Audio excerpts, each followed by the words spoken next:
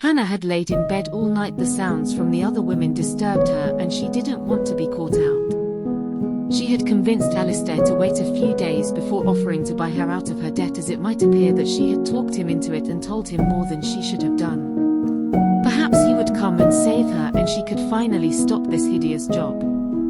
She turned up to clean his apartment as normal and she felt a little deflated when there was no sign of him at all. She pottered around and partway through she made herself a cup of coffee and sat at the breakfast table. It was then that she heard the studio room door slowly creak open and the sounds of someone walking barefoot on the expensive floorboards. She put the cup down and took a deep breath in and walked through the living room and entered the corridor to see the wet footprints again, but this time entering the studio. Hannah tried the locked door, so she placed her ear against the door to see if someone was in the room. She heard breathing and rustling and she took a step back, fearing who might be in there. She quietly and quickly snooped out of the hallway, making a mental note not to go near that room or that strange photo of the girl.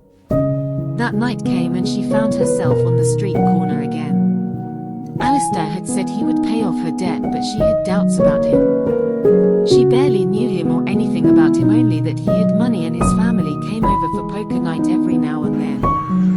He wouldn't be the first married man to have his own separate apartment, so he could keep his mistress and wife separate.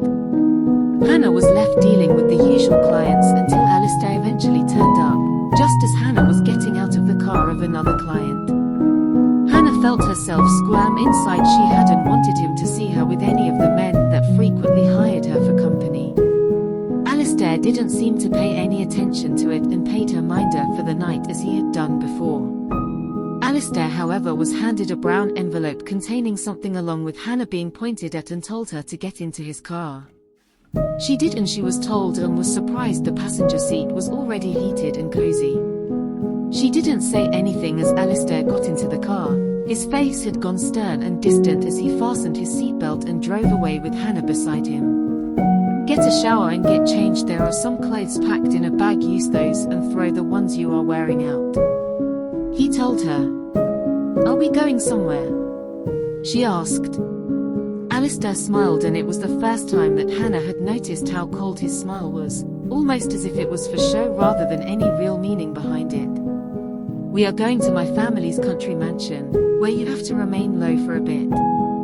Hannah wanted to inquire more at this point, but something about his demeanor put her off. She quickly gave herself a shower with the expensive smelling toiletries.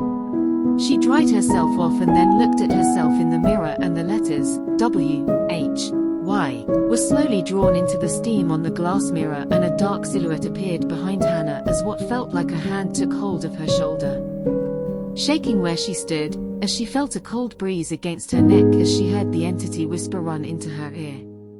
Hannah daren't move until she heard Alistair calling her, and the shadow and letters disappeared. Hannah, not wanting to hang about, quickly pulled on the new clothes Alistair had just bought her, and she left the bathroom to see him in the hallway. He smiled at her, pleased with how she now looked presentable. Are we going? He asked, and Hannah couldn't wait to get into the car and get the hell out of this place. Alistair drove onto the near-empty motorway and changed the music on Spotify as he put his foot down. It had been a long time since Hannah had felt this free, as she sat and watched the lights rhythmically pass the window in a blur. You could make it a bit more fun, he hinted at her. Hannah knew what he meant as unzipped his trouser. Hannah lowered her head and placed her lips around his cock. Gently sucking and licking his now hard cock, she felt the card speed up and the volume on the radio increased. This music to my cock, sweetheart, Alistair told her. They had left the main road some time ago and were now winding their way around some country roads as Hannah had fallen asleep in the passenger seat. Alistair gave Hannah a nudge. We are nearly there, he told her, as they turned down a grit road. The large mansion came into view, and Hannah, we are stopping in the hunting lodge, it's a bit more private. You don't like the big house? She asked. He didn't reply, so Hannah dropped the conversation straight off. That's fine with me, I like cozy, she told him. Distracting him from the dark thought she could see had entered his mind and caused him to screw up his pretty face. The hunting lodges had a view of the stables, and she could see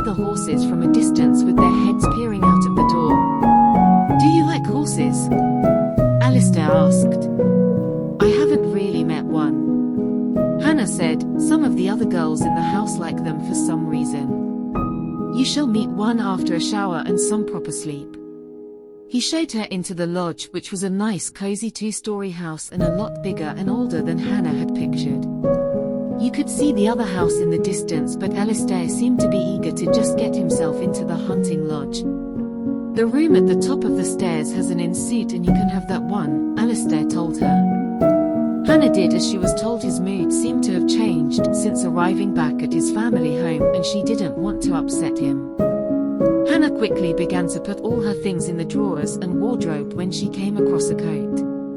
It looked worn and had some sort of strange rusty staining around the neck area. Hannah didn't pay it too much attention, only that she thought it needed a wash.